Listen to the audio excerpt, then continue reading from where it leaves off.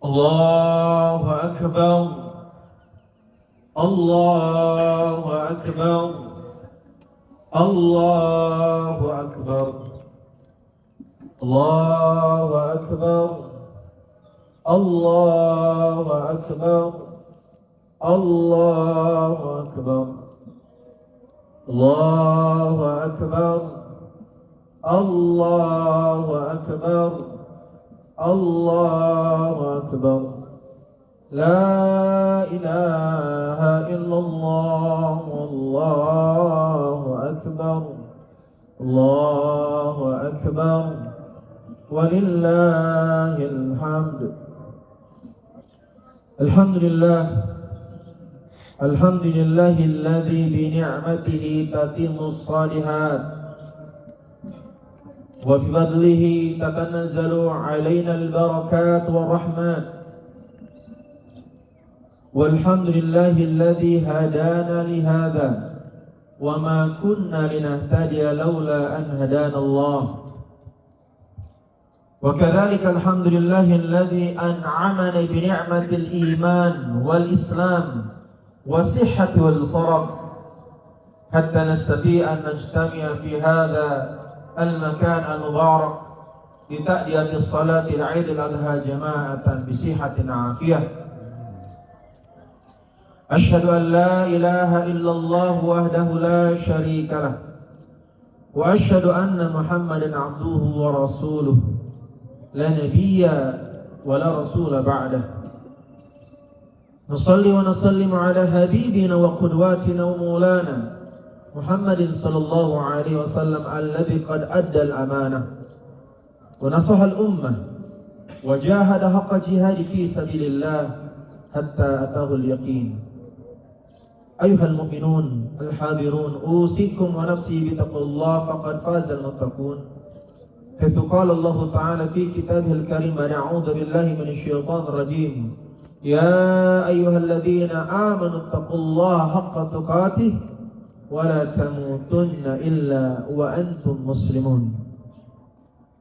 Jamaah sidang salat Idul Adha yang semoga senantiasa Allah Subhanahu wa taala rahmati, Allah lindungi, Allah istiqomahkan dalam setiap kebaikan yang kita laksanakan. Gema takbir kamu berkumandang menghiasi malam-malam yang kita lalui bersama, seolah-olah kembali mengingatkan bahwa sebesar apapun masalah kehidupan yang kita jalani, sebesar apapun tantangan hidup yang sedang kita hadapi, kita masih punya Allah Subhanahu wa taala yang maha besar, yang pernah membelah lautan untuk Musa, yang pernah mendinginkan api untuk Ibrahim, yang pernah memenangkan pasukan Badar yang tanpa persiapan melawan pasukan kafir Quraisy yang luar biasa jumlahnya dan persiapannya. Maka di dalam kamus orang beriman tak ada yang tidak mungkin.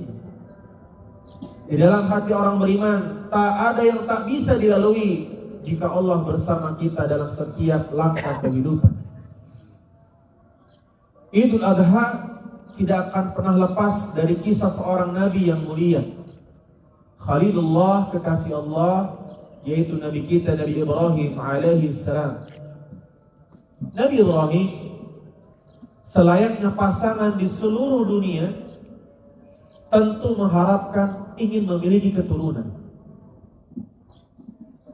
Nabi Ibrahim berdoa, Rabbi habli minas salihin, Rabbi habli minas salihin.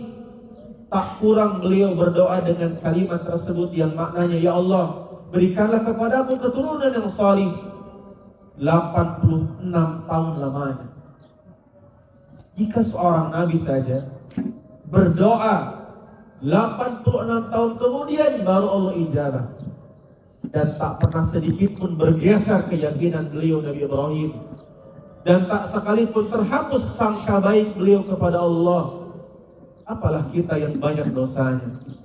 Maka satu hal yang harus kita tanamkan ke dalam jiwa-jiwa kita, Allah pasti mengijabah setiap doa, namun di waktu yang Allah kehendaki, bukan di waktu yang kita kehendaki.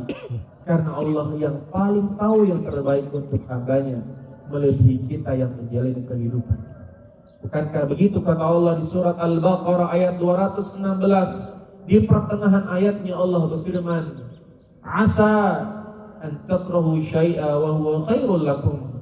Bisa jadi apa yang kalian tidak suka, bisa jadi apa yang membuat kalian kecewa, itu baik untuk kalian. Wa asa an tuhibbu syai'a wa huwa syarrul lakum. Dan sebaliknya bisa jadi apa yang kalian inginkan, apa yang kalian suka, justru buruk untuk kalian.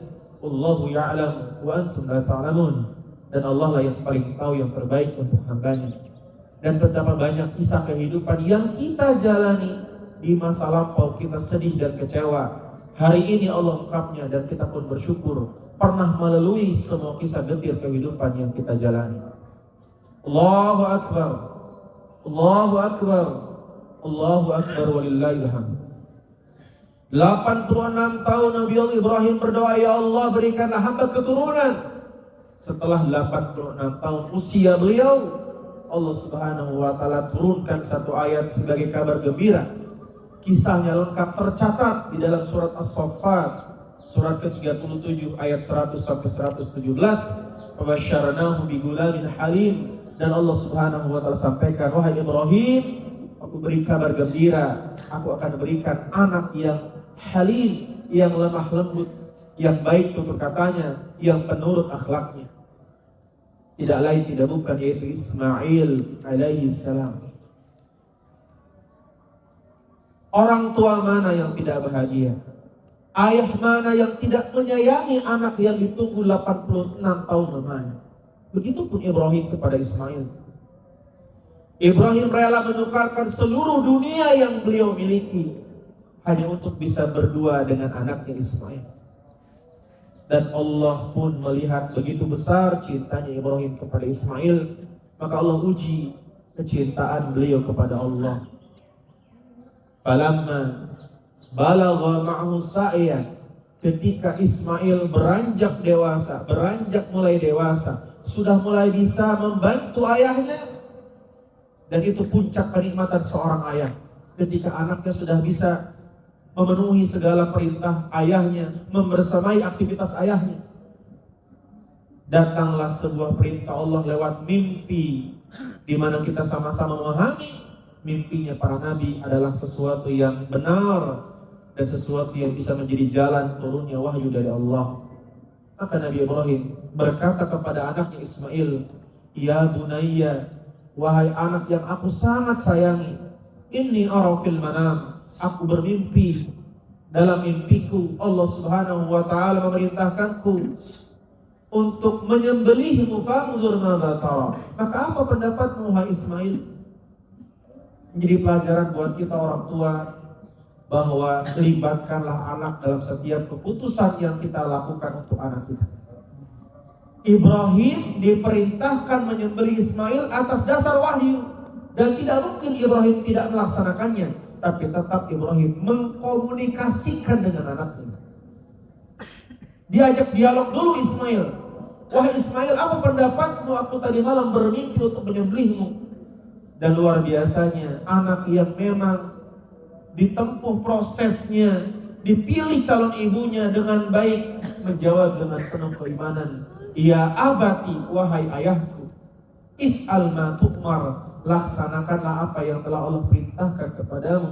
Satajiduni insyaallahu minas sabirin. Insyaallah aku termasuk orang-orang yang bersabar atas perintah yang Allah berikan kepada kita. Tak ada ayah yang tega menyembelih anaknya hidup-hidup. Tetapi Ibrahim berusaha menyisihkan hawa nafsu dan egonya dan tetap memenuhi perintah Allah.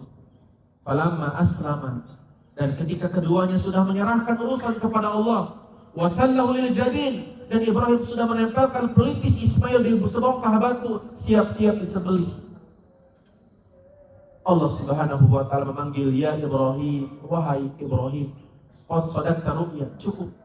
Ternyata engkau betul-betul melaksanakan perintahku, walaupun aku tahu betapa beratnya kamu melaksanakan perintah yang aku perintahkan. Wa fadainahu bidhibhin 'adzim, dan Allah batalkan perintah menyembelih anak kandungnya, dan Allah turunkan sebagai pengganti domba yang besar yang hari ini menjadi syariat kurban. Allahu Akbar. Allahu Akbar walillahil hamd. Apa pelajaran yang bisa kita ambil dari kisah Ibrahim yang berulang kali kita dengar setiap Idul Adha? Satu hal dari sekian banyak pelajaran adalah sunnatullah, hukum yang pasti Allah berlakukan, yaitu tidaklah Allah memberikan ujian, kenyataan yang pahit getir dalam kehidupan, kecuali Allah sedang siapkan sesuatu yang jauh lebih indah daripada yang kita rencanakan. Allah Subhanahu wa ta'ala berikan balasan untuk Ibrahim yang rela memenuhi perintah Allah. Pahit, bergetar jiwanya ketika melihat Ismail begitu berserah kepada Tuhannya. Golok sudah diasah dengan tajamnya, dan Allah Subhanahu wa ta'ala mengganti dengan hewan kurban. Dan tidak sampai situ, Allah Subhanahu wa ta'ala jadikan bayaran kesabaran ketaatan Ibrahim, yaitu Allah jadikan hampir semua keturunan Ibrahim menjadi para nabi. Lahir dari rahim Hajar Ismail, yang kelak lahir Nabi kita Nabi Muhammad SAW. Lahir dari rahimnya Sarah, Ishak alaihissalam. Maka jamaah, sebagian ulama mengatakan an-ni'mah ba'da niqmah. Seringkali Allah berikan rasa pahit dalam kehidupan agar mudah kita merasakan nikmat yang manis. Bukankah sulit bagi kita merasakan nikmat manis jika kita sebelumnya tidak pernah bersabar atas rasa pahit yang Allah berikan? Inna ma'usri yusra, inna ma'usri yusra. Allah sampai ulangi 2 kali agar kita yakin setiap kesulitan yang Allah berikan, Allah sedang siapkan kemudahan. Allahu Akbar. Allahu Akbar walillahil hamd.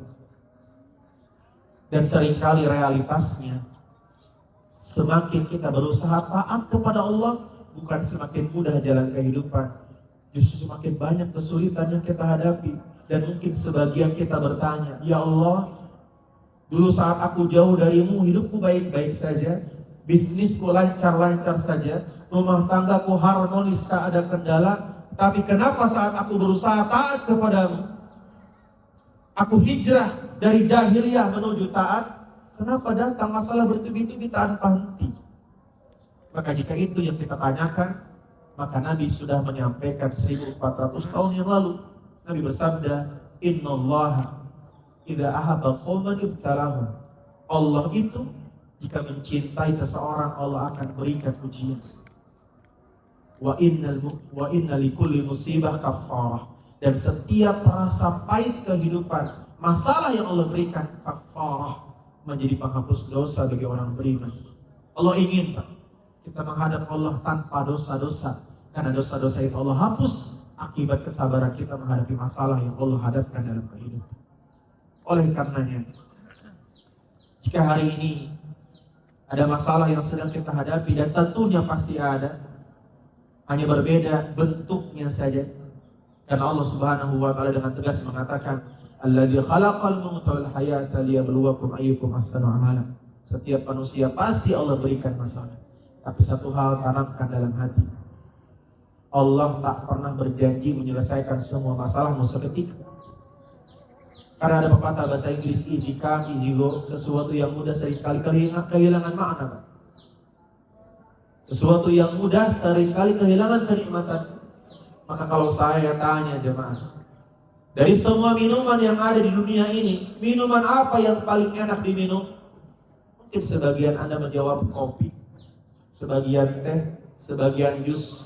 Dan tentu jawaban itu semua tidak ada yang salah. Tapi kalau boleh saya menjawab, minuman yang paling enak diminum adalah minuman apapun yang diminum ketika azan maghrib berkumandang saat kita puasa. Apapun minumannya, seperti hari kemarin. Apa yang membuat air putih membuat kita merasakan kenikmatan? Bukan air putihnya, tapi pengorbanan, kesabaran, menahan dahaga. Begitulah kehidupannya.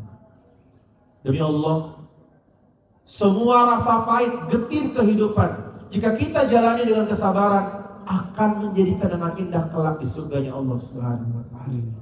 Allah Subhanahu wa ta'ala menceritakan di banyak ayat fi jannati yatasaalun. Salah satu kenikmatan yang Allah berikan kepada penghuni surga adalah mereka diizinkan berbincang satu dengan yang lainnya. Salah satu pembahasan penghuni surga mengingat kisah pahit kehidupan di masa lampau. Bukankah kisah pahit kehidupan akan menambah kenikmatan jika diceritakan saat hidup kita sudah baik-baik saja? Allahu Akbar, Allahu Akbar walillahil hamd. Maka satu hal sebagai penutup khutbah pertama, jalan meraih ridha Allah barangkali tidak selalu mudah, tapi yakinlah selalu berakhir indah. Barakallahu li wa lakum fil Qur'anil azim wa nafa'ani wa iyyakum bima fihi minal ayati wa dzikril hakim. Aqulu qouli hadza wa astaghfirullah innallaha huwal ghafurur rahim.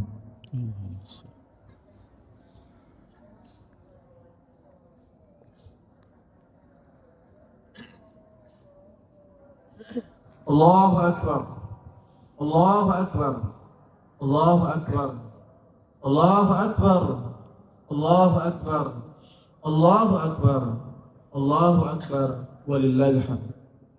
Alhamdulillah hamdan katsiran thayyiban mubarakan fihi. Wassalatu wassalamu ala Rasulillah wa ala alihi wa sahbihi wa man wala. Innallaha wa malaikatahu yusalluna 'alan nabi. Ya ayyuhalladzina amanu shallu 'alaihi wa sallimu taslima. Wa tazawwadu fa inna khairaz zadi taqwa. Allahumma shalli wa sallim wa barik wa 'anin wa zid ala nabiyil karim nabiyina Muhammadin sallallahu alaihi wasallam. Allahumma shalli ala Muhammad wa ala ali Muhammad kama shallaita ala Ibrahim wa ala ali Ibrahim wa barik ala Muhammad wa ala Muhammad kama barakta ala Ibrahim wa ala Ibrahim innaka Hamidum Majid. Allahumma ighfir lil muslimin wal muslimat wal mu'minin wal mu'minat al ahya'i minhum wal amwat innaka sami'un qaribun mujibu da'awat ya qadiyal hajat. Allahumma arina al haqqa haqqan warzuqna ittiba'ah wa arina al batila batilan warzuqna ijtinabah. Allahumma ansur al muslimin, Allahumma ansur al mujahidin fi Filistin, fi Syria, fi kulli makan wa fi kulli zaman. Allahumma ya muqallibal qulub thabbit qulubana ala dinik wa musrifal qulub sarif qulubana ala ta'atik. Wahai Allah yang maha mendengar selembut apapun munajat setiap hamba, kami yang berkumpul di sini bukan hamba yang sempurna, bukan hamba yang tak pernah berbuat dosa, tapi justru Engkau tahu semua dosa dan aib-aib yang mungkin manusia tak mengetahuinya. Faghfirul dzunubana, ampuni setiap dosa kami ya Allah, baik yang kami sengaja lakukan maupun tak sengaja, baik yang kami sadari maupun yang tak kami sadari.